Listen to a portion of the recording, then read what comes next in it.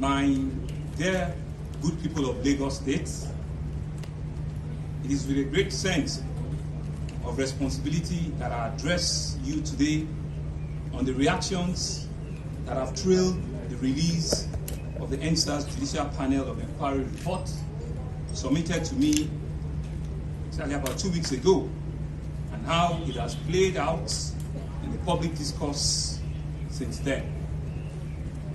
I believe, and I've always been vocal about this, that we owe it to you, the people of Lagos, to constantly speak and engage with you in easy times, in difficult circumstances. We will never shy away from making our case to you, whilst we're also ensuring that we listen to you. I'll start by saying that we, as an administration, are determined that the next steps that we will be taking in this process of coming to terms with the event of October 2020 must bring closure to a painful episode in the history of our state with the release of a white paper later today. This, in my view, is a moment that beckons to us to define who and what we are as a people. To be a center of excellence, we must be a center of truth. To be a smart city, we must be a just one. To be a prosperous state, we must establish ourselves as a peaceful entity. And to achieve the greater Lagos of our dreams, we must learn to live in harmony, even amidst inevitable disagreements in times like this. With anger and animosity too quick and fast at hand, it is easy to hide behind our own prejudices, treating them as deeper truths instead of the superficial lies that they are. It is far too easy to take sides and to choose emotion over facts, even when the truth is to be found in the shades of nuance. It is easy to choose darkness over light, to take perverse delight in playing unhelpful games of cynicism and suspicion, to cling to beliefs that do not carry the weight of verifiable evidences. To become a champion of prejudices is to own a fleeting and a false victory. It is a victory of rancor over reason, of vengeance over justice, of anger over compassion. Today, I stand before you to declare that I reject this path, and I invite you all to do the same. The choice confronting us today is between restoring a greater harmony or doing a greater harm. I choose harmony over harm. As your governor, it is my task to explain why all Lagosians should join me on this path that promises a more beneficial future to all. Fellow Lagosians, let me at this point bring to fore some of our very important contexts that we must never lose sight of.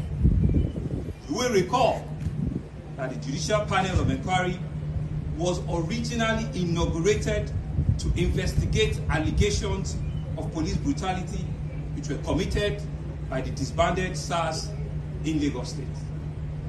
It was in the aftermath of what happened on October 20, 2020 that I decided to expand the mandate of the panel to include investigating what really happened at the night at Lekki Toll Gate.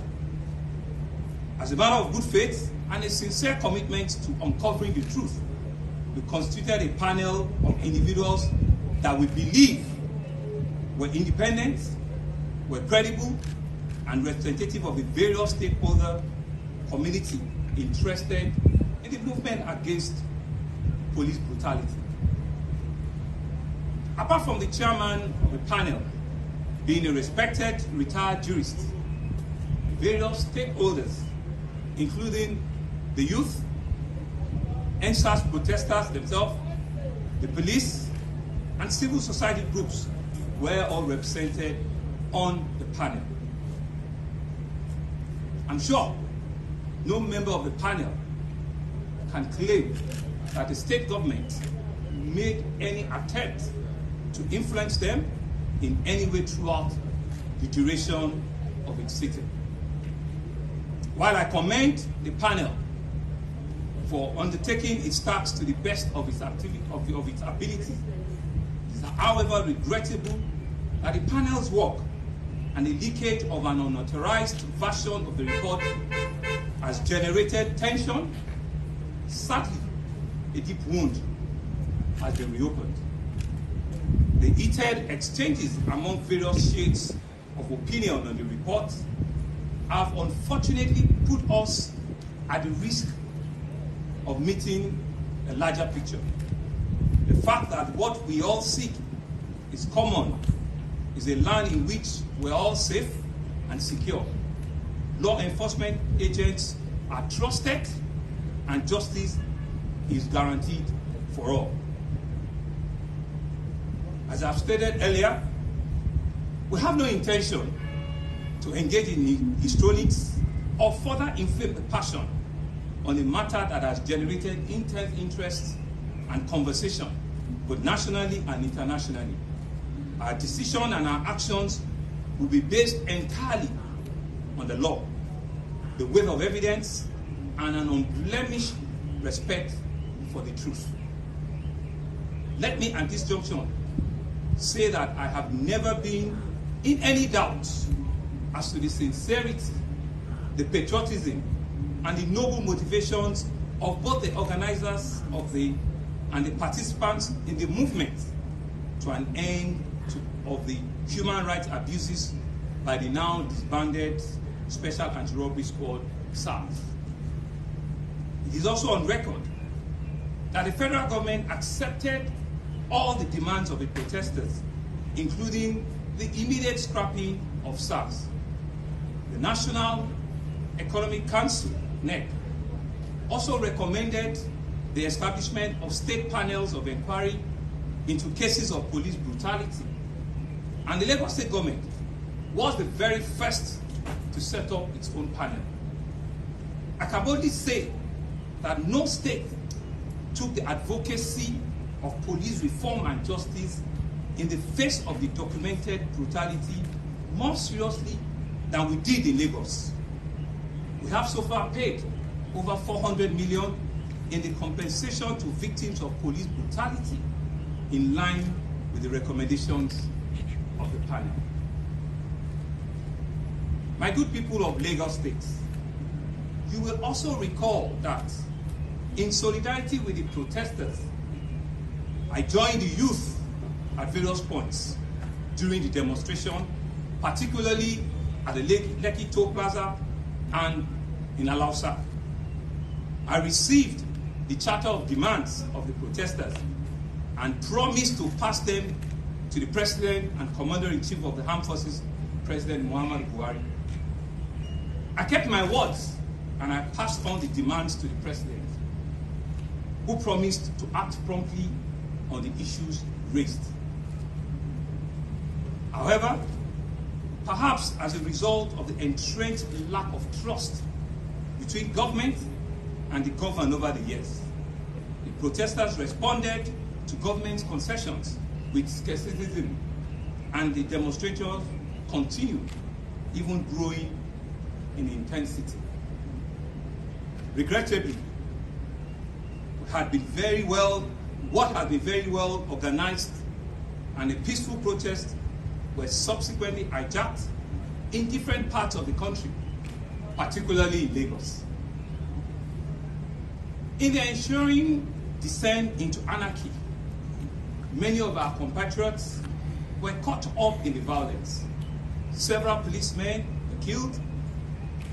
Public and private property, including critical infrastructure, were set on fire, leading to losses estimated into several billions of naira.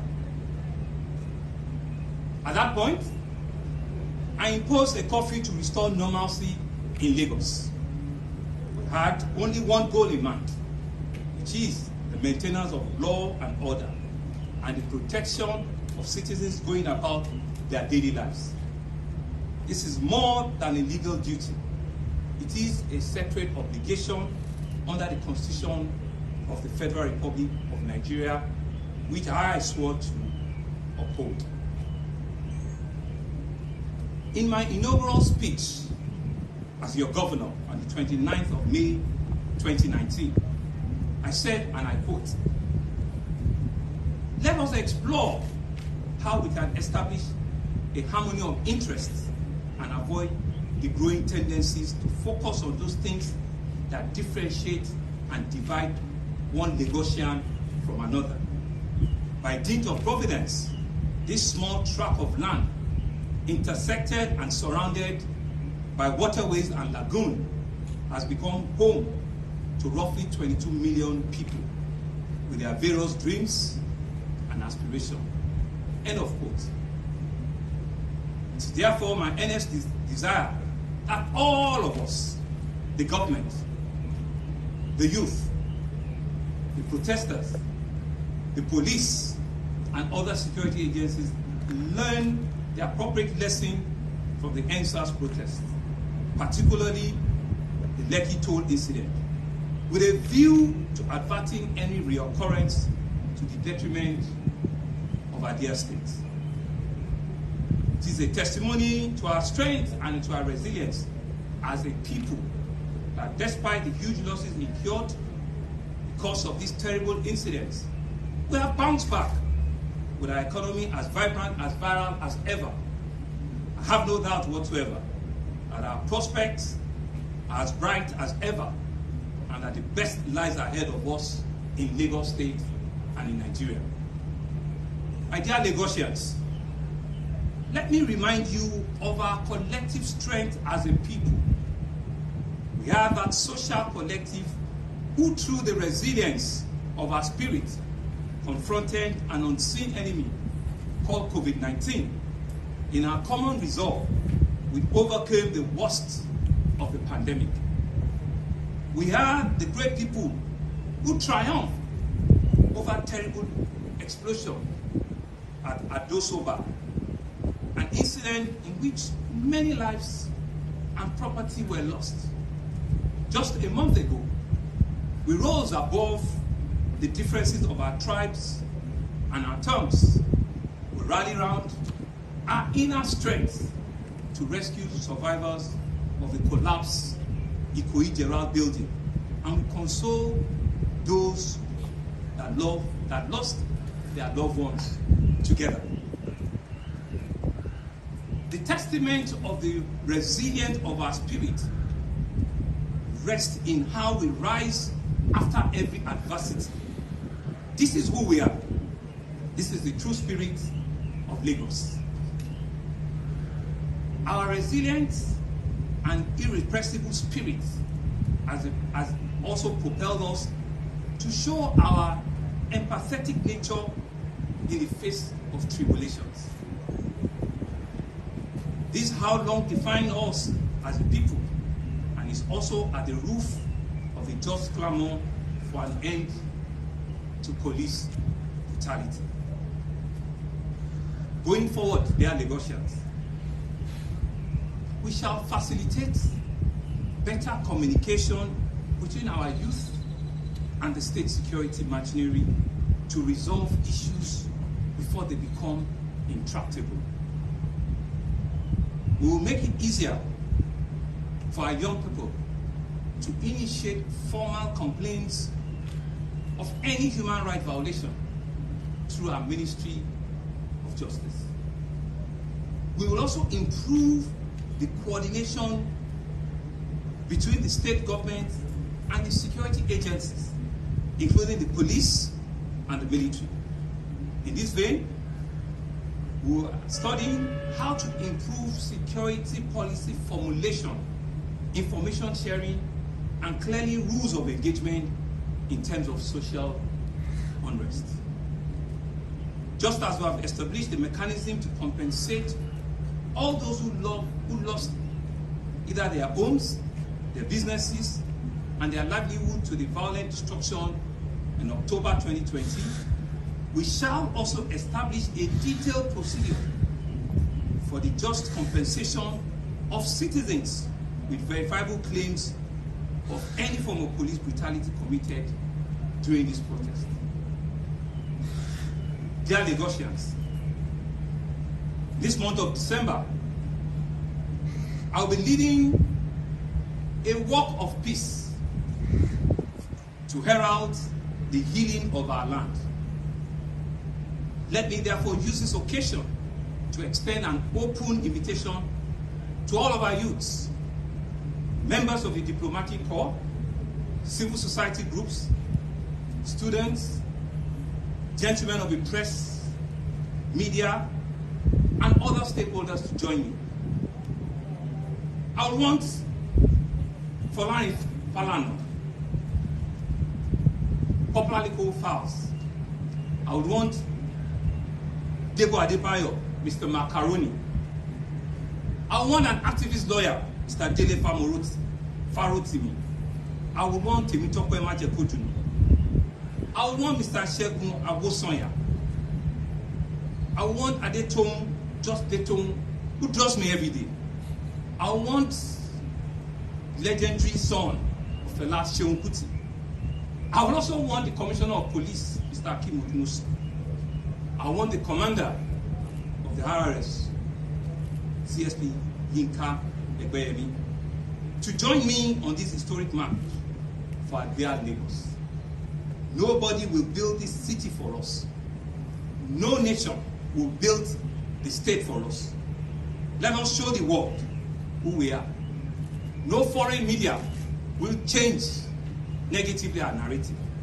We are Lagosians, a people of great renown, driven by the irrepressible spirit of Lagos. I want to thank you all for listening. God bless Lagos State. God bless the Federal Republic of Nigeria. Thank you very much.